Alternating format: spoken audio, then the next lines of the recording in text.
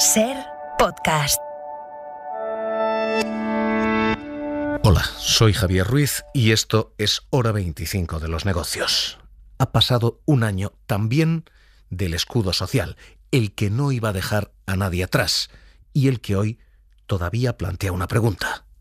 ¿Ha sido suficiente? Yo desde que vengo cada vez hay muchísima más gente y a raíz de la pandemia me quedé sin trabajo y como no tenía contrato no cobro ni paro ni... Son las colas del hambre que un año después siguen estando ahí y que están poniendo a prueba la red de cobertura social, el paraguas que debía protegerles y el mecanismo que anunciaba en el propio Congreso Yolanda Díaz. Podemos ya transmitir con rotundidad que se prorrogan el sistema de ERTEs que tenemos diseñado hasta el 31 de mayo y se prorrogan... El sistema de ERTEs, el sistema de cobertura social. Esa red social tiene hoy este balance.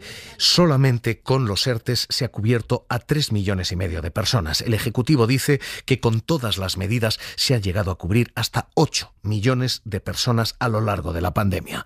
Se han gastado 40.000 millones de euros y todavía hay 780.000 trabajadores en situación de suspensión de empleo. Hoy, con esa red todavía a prueba, el ministro de Seguridad Social, José Luis Escrivá, hacía balance. El esfuerzo que se ha hecho durante toda la pandemia en ser ágil, en ir respondiendo a situaciones muy complejas para que esta restricción de actividad no impactara desde el punto de vista de rentas de los agentes económicos, de las empresas y de los trabajadores. Hemos intentado transmitir aquí la enorme flexibilidad que han tenido las medidas y su efectividad y realmente en este sentido pues la protección con métricas comparables ha sido superior a los países de nuestro entorno y Rafa Bernardo, ¿qué tal? Muy buenas noches. Hola, buenas noches. Rafa, el esfuerzo es impresionante, efectivamente son 40.000 millones, la pregunta es si es suficiente. ¿Cuáles son los grandes números de esa red social un año después? Bueno, ha dado hoy Escrivá cifras nuevas que no se suelen dar en los datos habituales que la Seguridad Social suele facilitar para esas 4 ayudas que maneja su departamento: ERTES, cese de actividad, moratorias e incapacidad temporal por contagio. Lo más nuevo en ERTES, llegó a haber 3,5 millones de trabajadores, ahora hay 783.000 en estos momentos y según el ministro, si se cumplen las expectativas económicas y de vacunación, seguirán bajando. En cuanto a las moratorias y aplazamientos, dato nuevo, señala la Seguridad Social que hay 51.000 beneficiarios y que el impacto de la crisis en la morosidad de empresas con la Seguridad Social ha sido mucho menor al de la anterior crisis, por ejemplo, y quitando marzo y abril del año pasado es igual a la de un año normal.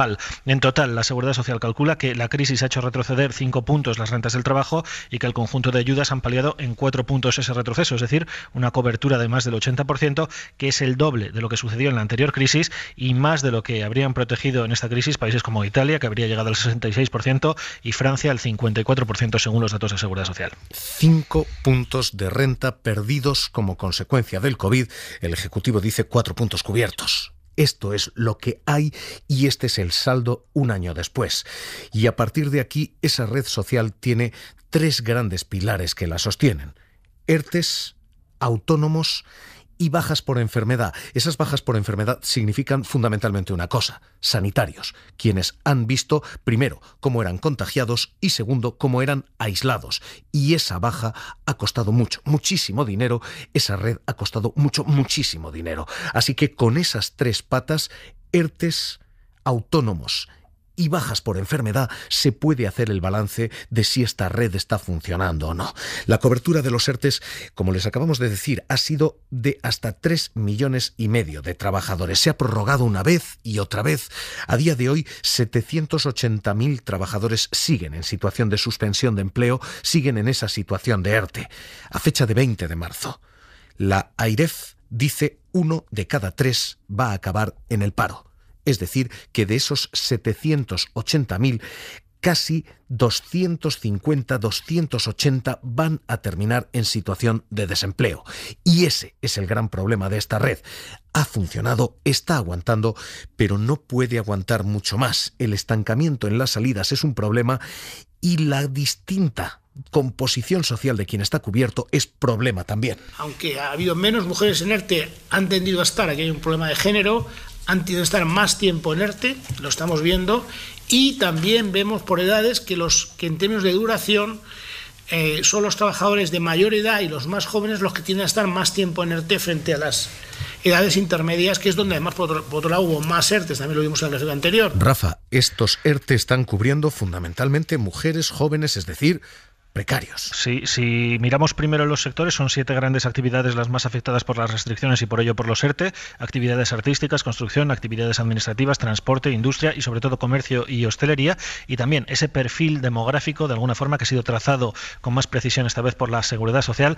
En ERTE entran más hombres que mujeres, también entran más personas de edad media, entre 40 y 50 años, en un 30% del total de los que han entrado en ERTE, y en su mayoría son personas con contrato indefinido. Sin embargo, se da la situación, la vuelta, si nos fijamos en la duración. Ahí es donde las personas más precarias pasan más tiempo en ERTE, más mujeres que hombres. Más tiempo pasan las mujeres que hombres en ERTE, 55 días frente a 41. Los colectivos de jóvenes y mayores son los que pasan más tiempo en ERTE frente a las personas de edades medias, y también pasan más tiempo en suspensión de empleo los contratados temporales, que pasan de los 60 días de media en ERTE, que los indefinidos, que están 42. Así que mujeres con ERTEs más largos, jóvenes con ERTEs mucho más largos, y contratos temporales con ERTEs que casi duplican a quien tiene un contrato indefinido.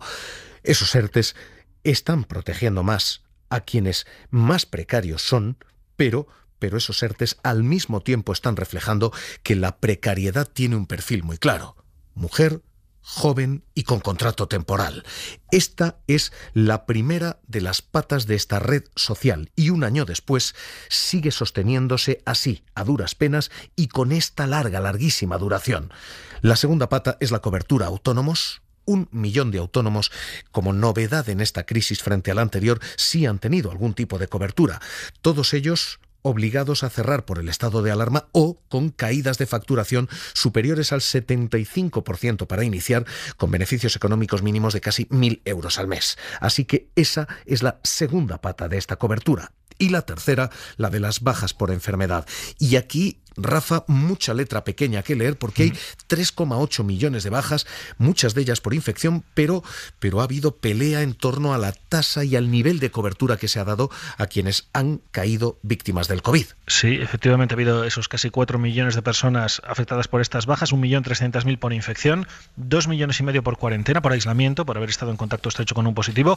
Son unas bajas que van parejas a la evolución de la enfermedad, han repuntado con la cresta de las olas, han bajado cuando las olas estaban más controladas, y hay un efecto que se ve claramente en las cifras, que es que los trabajadores de la sanidad y los trabajadores de las residencias han llegado a sufrir el doble de bajas que la media de los trabajadores por su mayor exposición al virus, aunque esta situación se ha revertido en estos momentos, decía el ministro, gracias a la vacunación. En estos momentos esos trabajadores están registrando menos bajas por contagio o por cuarentena que la media de los afiliados, pero en los momentos más duros de la primera ola llegaban a ser el doble. Ahora mismo esto es lo que tenemos, y esta es la situación general de lo que se dijo iba a ser la mayor red de protección social de la historia de la democracia, y efectivamente conlleva el mayor gasto social de la historia de la democracia. 40.000 millones de euros en estas coberturas, que a partir de aquí tienen el juego de una campaña electoral en Madrid llevada a su extremo. Hoy el ministro de Seguridad Social, presumiendo de los 8 millones, decía literalmente, de personas cubiertas y beneficiados. En conclusión de todas estas medidas, pues la verdad es que la protección que hemos dado es extraordinaria. A 8 millones de personas en algún momento de la pandemia, y a casi 600.000 empresas, en este conjunto de medidas que yo he ido planteando aquí. La verdad es que si tenemos en cuenta todas estas medidas, más las que desde el Ministerio de Trabajo, hoy le supera con mucho quien ha engordado las cifras de manera innecesaria. 4 millones de parados es un auténtico drama, requiere esta red social, pero hoy Pablo Casado, campaña electoral, eleva la cifra no de 4, no a 5, 6 millones de parados, dice Pablo Casado, que hay en España. Si ya es irresponsable desestabilizar gobiernos con mentiras, es inmoral hacerlo en plena pandemia con 200 muertos diarios y con 6 millones de desempleados. 4.008.789. El error de Pablo Casado es de 2 millones, salvo que no sea un error y el Partido Popular siga jugando en esto. En fin, una carta de exageración absolutamente innecesaria. Por otra parte, el drama está en la calle y pone en voz nombres como Kiko, que siguen diciendo esta cobertura puede ser muy generosa, pero puede ser insuficiente. Pero vamos, pago 650, pero me quedan 90 euros para comer. Llevo 12 meses parado. Mi empresa es hostelería. De ganar 2.000 euros al mes a ganar 700 euros, 785 gano. Mi mujer, mira, tengo una niña de 2 añitos, ¿sabes? Mi mujer, este soy yo, y mi mujer, mira, está discapacitada, 65% porque está muy enferma. Tenía una ayuda de 200 euros, pero a raíz de tener la niña se la han quitado. Y encima, por desgracia, el mes pasado no nos han pagado el ERTE por fallos informáticos encima. Así que tengo el piso del mes pasado, no lo he podido pagar. Estamos en una situación muy crítica y gracias. Marcel Janssen, profesor titular de Fundamentos de Análisis Económico de la Autónoma de Madrid, investigador asociado de FEDEA. ¿Qué tal? Muy buenas noches. Buenas noches. 40.000 millones. Es sin duda una cifra monstruosa, pero ¿es una cifra suficiente? No, suficiente obviamente no es, y para esto solo hay que mirar a las personas que tienen que recurrir a los bancos de comida, a los centros que ofrecen comida, a las familias. Está claro que hemos hecho un esfuerzo enorme, la sociedad española ha hecho unos esfuerzos enormes para apoyar a las personas que sufren la crisis, pero no hemos llegado a todos. Y los recursos son limitados y, por tanto, muy importante que hagamos todo lo que esté en nuestro poder para vacunar y acortar la duración de la crisis, porque el coste social va a ser enorme, muy a pesar de haber hecho un esfuerzo histórico. ¿Esa factura va a aumentar, va a crecer todavía más? Pues usted en algún momento hizo referencia que el escudo protege más a los precarios. Yo lo pongo algo en duda, porque, por ejemplo, los ERTEs son un mecanismo que han beneficiado mucho a trabajadores que tenían un contrato estable, un contrato indefinido. Pero, como sabemos todos, en marzo, en prácticamente un mes, se fueron 1 millón de contratos temporales. Personas con estos contratos se fueron a la calle, no les renovaron los contratos. Uh-huh. Hay muchas personas que trabajaban en servicio doméstico, que perdían su empleo, que tampoco tenían acceso, y es muy difícil montar un sistema en el corto plazo para dar respuestas a estas personas, y allí pienso que el gobierno se equivocó. Se puso en pie el ingreso mínimo vital, pero con enormes problemas iniciales, dado su complejidad, y con unos requisitos que no estaban bien adaptados a esta crisis. Deberíamos haber puesto en pie una prestación temporal de fácil acceso para personas sin renta. Esto seguramente hubiera evitado mucho del sufrimiento que hemos visto este año. Uh-huh. Los programas como este han sido un éxito seguro, pero hay medidas que son francamente mejorables, y el ingreso mínimo vital, que en el medio largo plazo va a ser un elemento clave en nuestro sistema de bienestar, es una medida que no se puede montar en medio del vendaval que nos vino encima. Hay una clave a partir de ahora con esta red social, y es si es necesaria además una red empresarial. Lo que se ha cubierto es lo que se ha podido cubrir. Cierto, como decía el profesor Janssen, que hay muchos agujeros en toda esta red y que en los agujeros de esa red se han colado colectivos que no han podido ser cubiertos.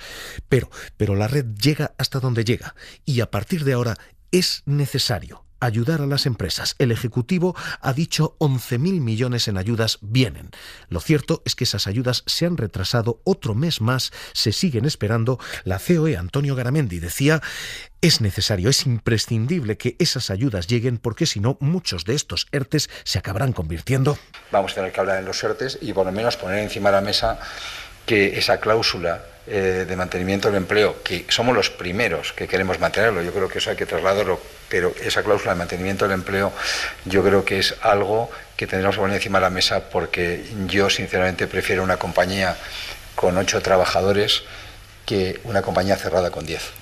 Y lo digo. Se empieza a sugerir la idea de que si no vendrán despidos. Así que, Marcel Janssen, es necesario 11.000 millones. De nuevo, red ahora empresarial. ¿Es necesario más? ¿Es suficiente esa otra red, la red empresarial que viene? Yo diría que llega algo tarde. Hay llamadas para estas ayudas directas desde hace tiempo.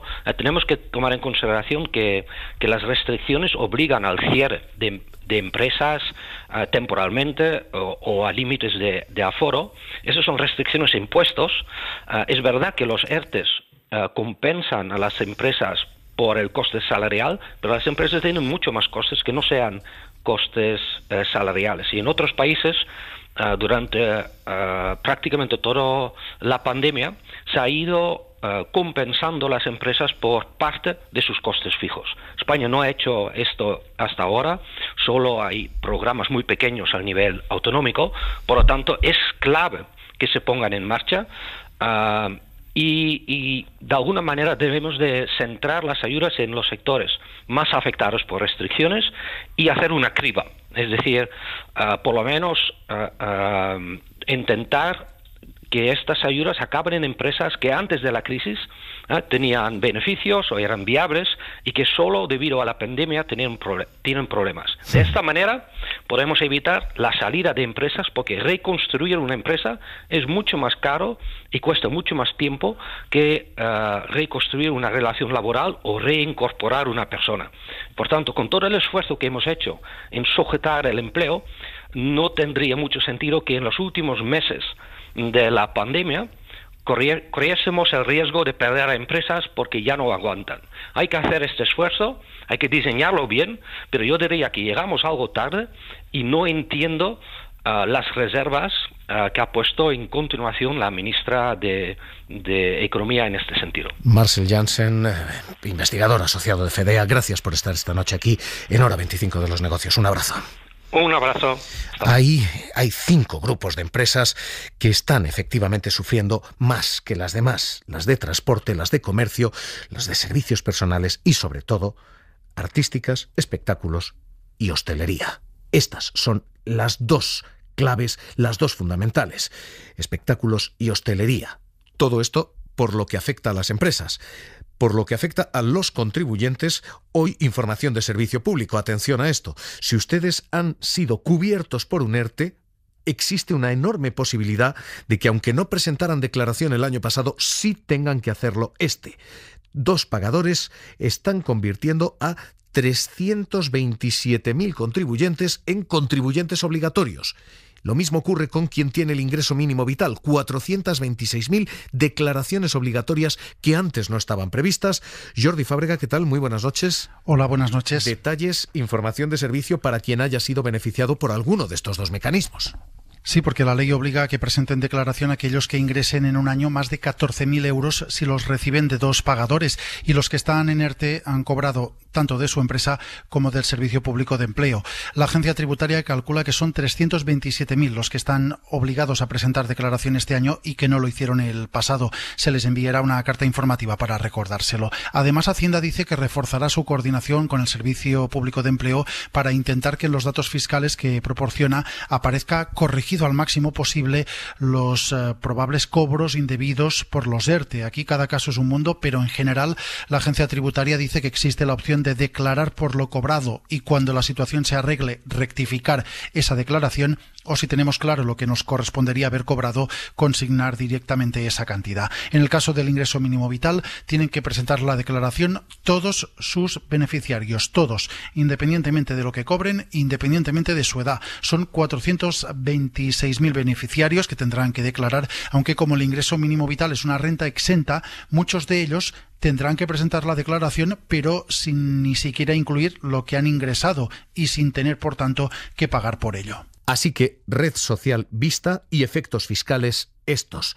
Quienes se hayan beneficiado de un ERTE y hayan cobrado más de 14.000 euros este año están obligados a presentar declaración, como acaba de explicar Jordi Fábrega, porque el SEPE se considera segundo pagador y con 2 pagadores y más de 14.000 euros hay que pasar por la taquilla de Hacienda. Ingreso mínimo vital, obligados todos, 426.000 contribuyentes. Esta, la última clave de una red social que tiene ya un año de vida. Y sigue.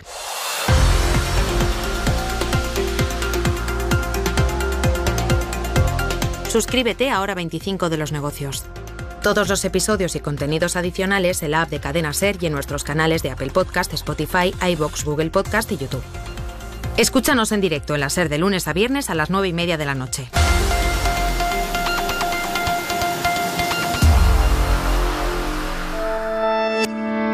Cadena SER.